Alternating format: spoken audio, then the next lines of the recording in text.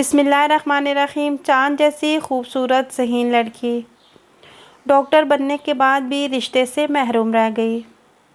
حضرت حافظ ذوالفقار احمد صاحب نے اپنے وعظ میں فرمایا کہ ہمارے ایک دوست تھے، انہوں نے اپنی بیٹی کا واقعہ سنایا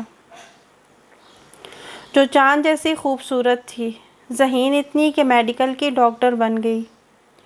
سینکڑوں رشتے اس کے آئے مگر اس میں تکبر تھا، جو آتا اس کو حقارت سے ٹھکرا دیتی، اس کی نظر کہیں جمتی ہی نہیں تھی۔ نیک رشتے بھی آئے، مال والے رشتے بھی آئے۔ ماں باپ نے جدھر رشتے کی بات کی وہ اس میں 10 عیب نکالتی کہ یہ بھی کوئی رشتہ ہے۔ آ جاتے ہیں ٹکے ٹکے کے لوگ، ہمیشہ تکبر کی بات کرتی۔ ماں باپ اسے سمجھاتے کہ بیٹی نعمت کی ناقدری نہ کرو، اتنے اچھے رشتے ہیں جہاں تمہارا دل مطمئن ہوتا ہے، بتاؤ ہم تمہارا رشتہ کر دیں گے۔ مگر اسے کوئی پسند ہی نہیں آیا۔ خوبصورت سے خوبصورت نوجوان، نیک سے نیک نوجوان، بڑی عزت والی فیملی کے نوجوان، ہر ایک کو حقارت سے ٹھکرا دیا۔ حافظ ذوالفقار کہتے ہیں کہ میرے دوست خود کہتے تھے کہ میری بیٹی پر اللہ کی پکڑ آ گئی۔ اللہ کی پکڑ کیسی آئی؟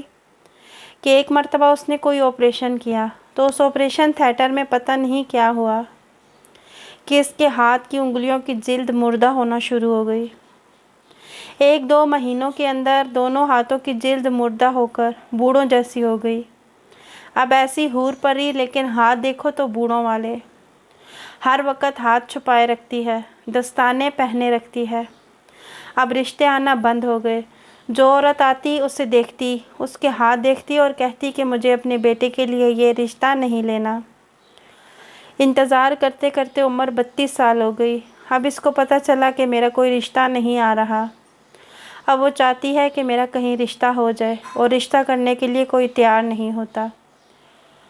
جتنا تکبر کرتی تھی اللہ نے اتنی ہی ناک رگڑوائی۔ اب نمازیں پڑھتی ہے، سجدے کرتی ہے، روتی ہے، دعائیں کرتی ہے، اب اس کا کوئی رشتہ کرنے والا نہیں۔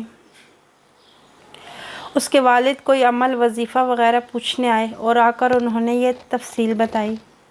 کہنے لگے میری بیٹی اتنی پریشان ہے، کہتی ہے کہ دنیا میں اللہ نے میری زندگی کو نشان عبرت بنا دیا۔ اللہ نے حسن و جمال دیا تھا مگر دماغ خراب ہو گیا۔ جب اللہ تعالیٰ نعمت دے تو انسان نعمت کی قدر کرے، اللہ کے سامنے جھکے۔ دیکھیے اللہ تعالیٰ نے اس کے ساتھ کیا معاملہ کیا۔ کئی مرتبہ سزا ایسے ملتی ہے کہ بندے کو پتہ بھی نہیں چلتا۔ اللہ تعالیٰ ہمیں دنیا اور آخرت کی رسوائی سے بچائے، آمین۔ اللہم اجرنی من النار، اللہم اجرنی من النار۔